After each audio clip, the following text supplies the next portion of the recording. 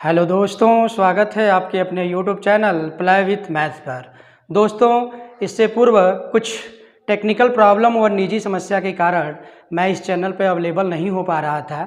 जैसा कि आप जानते हैं, इससे पूर्व हमारा जो है प्रॉफिट एंड लॉस की सीरीज चल रही थी और इसके अंतर्गत हमने पार्ट 1, पार्ट 2 और पार्ट 3 को कंप्लीट कर लिया था। हम आज से इस सीरीज को कंटिन्यू करते हैं और आज हम पार्ट 4 को देखेंगे। जैसा कि आप जानते हैं कि इस क्रम में पार्ट 1, पार्ट 2, पार्ट 3 जो जितने भी क्वेश्चनों को हमने इंक्लूड किया था, थोड़ा सा जो हम क्या करते हैं उन प्रश्नों को रिकॉल कर लेते हैं और रिकॉल करने के बाद पुनः जो है नए क्वेश्चन को हम देखेंगे। जैसा कि हम पार्ट 1, पार्ट 2 और पार्ट 3 वाले वीडियो में आपको बताए थे कि प्रॉफिट एंड लॉस की जितने भी चीज़ें हैं, सारी चीज़ें 3 चीज़ों पर डिपेंड करती हैं। पहला हमारा है CP, दूसरा हमारा है MRP और तीसरा हमारा है SP। CP की हमें ज़रूरत कब पड़ती है? CP अर्थात जिसे हम हिंदी में कहते हैं लागत मूल्य या क्रय मूल्य। CP पर ही हम किसी चीज़ वस्तु को प्रॉफिट और लॉस, CP पर ही हम किसी वस्तु का जो है प्रॉफिट और लॉस निकालते हैं। MRP की हमें नीड कब पड़ती है? MRP की हमें ज़रूरत कब पड़ती है? जब हमें किसी वस्तु पे डिस्काउंट देना होता है। जब हम किसी वस्तु पे हमें क्या करना होता है? डिस्काउंट देना होता है। उस कंडीशन में हमें MRP की ज़रूरत पड़ती है। और SP हमारा क्या है? सेलिंग प्राइस, अर्थात जिसे हम विक्रय मूल्य कहते हैं। इसकी ज़रूरत हमें जब टैक्स देना होता है गवर्नमेंट को या किसी को कमीशन देना होता है, उस कंडीशन में हमें SP की ज़रूरत होती है। इसका सबसे अच्छा उदाहरण आप कह सकते हैं MR आप देखे होंगे, डॉक्टरों के यहाँ जाते हैं, अपना प्रचार करते हैं, अपने दवाइयों का प्रचार करते हैं, दवाइयों को सेल करते हैं। इस कंडीशन में डॉक्टर बोलता है कि हमें इस पे 4%, 5%, 10% का हमें क्या चाहिए? छूट चाहिए, या छूट ना करके कमीशन चाहिए, कमीशन कह सकते हैं, छूट नहीं कमीशन। तो डॉक्टर क्या करता है? MR से 5%, 10% की कमीशन की मांग करता है। तो SP जो है, SP पर ही कमीशन दिया जाता है, सेलिंग प्राइस पर ही कमीशन दिया जाता है। पुनः समझिए, CP की जरूरत कब पड़ती है? प्रॉफिट और लॉस जब हमें देखना होता है या निकालना होता है तो CP के अंतर्गत करते हैं। जब किसी वस्तु पे हमें डिस्काउंट देना होता है तब हमें MRP की ज़रूरत होती है। और जब हमें किसी वस्तु पे गवर्नमेंट को टैक्स देना होता है या किसी डॉक्टर को या किसी व्यक्ति को हमें कमीशन देना होता है, तब हमें SP की ज़रूरत पड़ती है। कमीशन क्या? जैसे हमने आपको बताया कि MR जो होते हैं, आप देखे होंगे, वो डॉक्टर के पास जाते हैं, अपने दवाइयों का प्रचार करते हैं और डॉक्टर से बोलते हैं, सर ये लीजिए, बहुत अच्छी दवा है, इसको आप चलाइए, पेशेंट को, मरीज को ये अच्छी सूट करेगी, अच्छा दवा सूट करेगी। तो इस कंडीशन में डॉक्टर भी उनसे कुछ डिमांड रखते हैं, मांग करते हैं कि भाई हमें 5%, 4%, 10% हमें क्या चाहिए? कमीशन चाहिए। ठीक है, तो वो कमीशन ये SP पर ही लोग देते हैं। ठीक है, चलिए, अब हमें उम्मीद है कि आपको CP, MRP, SP समझ में आ गया होगा। इसी क्रम में पुनः जो हमारा आज का क्वेश्चन है, और हालांकि इस प्रश्न को हमने इससे पहले वाले वीडियो में इस टाइप के प्रश्नों को इंक्लूड किया है, लेकिन फिर भी जो है इस टाइप का प्रश्न हम यहाँ पे ले रहे हैं ताकि इस प्रश्न को आप पुनः रिकॉल कर सकें। जैसा कि आप देख रहे हैं, हमारा पहला प्रश्न है कि एक बाइक को 64,000 रुपये में बेचने पर गुप्ता जी को 20% की हानि होती है, तो बाइक का लागत मूल्य या क्रय मूल्य क्या होगा? जैसा कि आप जानते हैं कि इससे पूर्व हम बताए थे कि किसी भी वस्तु को हम 100% सपोज कर चलते हैं। कितना चलते हैं? 100% सपोज कर चलते हैं। तो यहाँ पे दिया है SP दिया है। SP कितना दिया है? 64,000 रुपये। SP दिया है 64,000 रुपये और हानि का मतलब लॉस दिया है। लॉस दिया है 20%। तो आपसे CP पूछा जा रहा है। क्या पूछा जा रहा है? CP पूछा जा रहा है। तो इसके पूर्व वाले वीडियो में आपको समझाए थे कि जब 64,000 हम बेच रहा है तो 20% की हानि हो रही है, अर्थात 100% जब हम लेकर चलते हैं तो 20 का लॉस हो रहा है। अर्थात यहाँ पे देखेंगे तो 80%, जब 100 में से 20 को घटाएंगे तो 80% की जो वैल्यू है वो दिया है 64,000 रुपये। कितना दिया है? 64,000 रुपये। तो हमें 100% की वैल्यू पूछी जा रही है।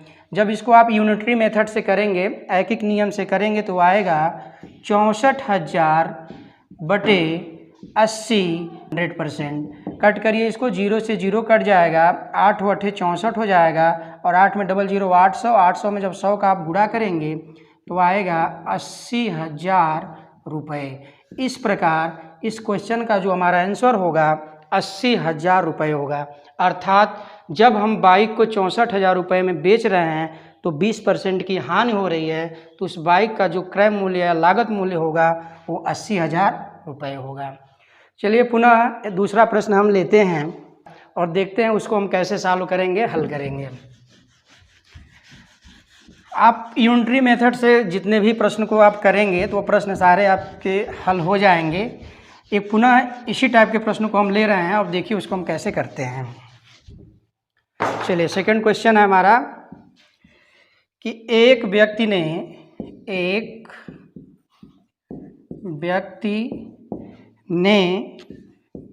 वस्तु को 20% हानि पर बेची, 20% हानि पर बेची। यदि वह उसे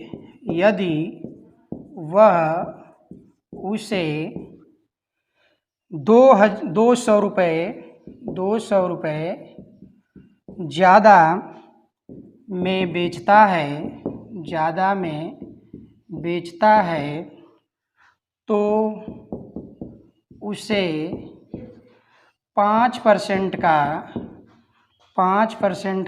उसे 5% का लाभ मिलता है। क्या मिलता है? लाभ अर्थात प्रॉफिट मिलता है, लाभ मिलता है।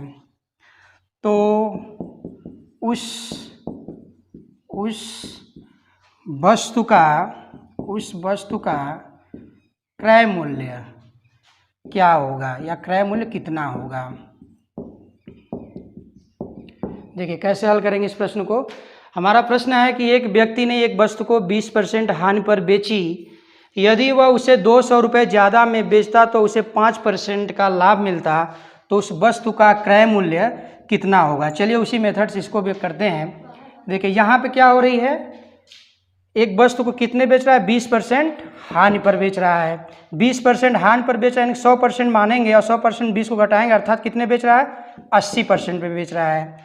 80% बेच रहा है, फिर कितने में बेच रहा है? 5% का लाभ हो रहा है। जब जो वो 200 रुपये ज़्यादा में बेच रहा है तो 5% का लाभ हो रहा है, अर्थात 5% लाभ का मतलब हो जाएगा 105%।